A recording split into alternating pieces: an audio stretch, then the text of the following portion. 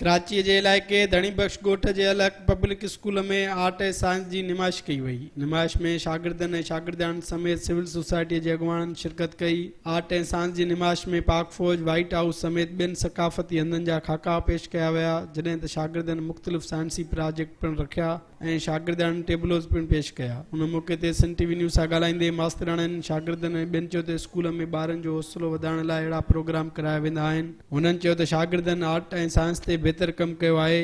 शागिर्दनि जी अहिड़ी सलाहियत ॾिसी खेनि ख़ुशी महसूस थी रही आहे। संदन चवणो त अलॻ पब्लिक स्कूल में हर साल इहो प्रोग्राम थींदो आहे, जंहिंमें आर्ट ऐं साइंस में सुठो कमु कंदड़ शागिर्दनि ऐं शागिर्दान खे मेडल सां नवाज़ियो वेंदो आहे। टैंक भरिजी वेंदो आहे, पाणी ज़ाया थी वेंदो आहे, त हिन सां पाणी ॾाढो ज़ाया थी वेंदो आहे। त हिनखे इन पाणी ज़ाया थियण खे बचाइण जे लाइ असांखे हिकिड़ो दिमाग़ में अलार्म आयो त जंहिंसां पाणी ज़ाया थियण खां बचायो वञे। असां इन सां मतिलबु शयूं ॾिसी था सघूं, नंबर ॾिसी था सघूं त केतिरा। हर साल असां इहो ई यानी कि इवेंट मल्हाईंदा आहियूं, ॿारनि में हिकु हिम्मत अफ़ज़ाई ऐं हौसला अफ़ज़ाई करण जे करे कंदा आहियूं। ऐं इंशाअल्लाह हिन दफ़े भी जेका ॿारनि पाण महिनत कई आहे। माशाल्लाह से बच्चों ने बहुत मेहनत की है और इससे बच्चों की ज़हनी सलाहियत का पता चल रहा है कि वो बहुत आगे जाएंगे और जो भी उनकी सोच है वो मुल्क की तरक्की के हवाले से है।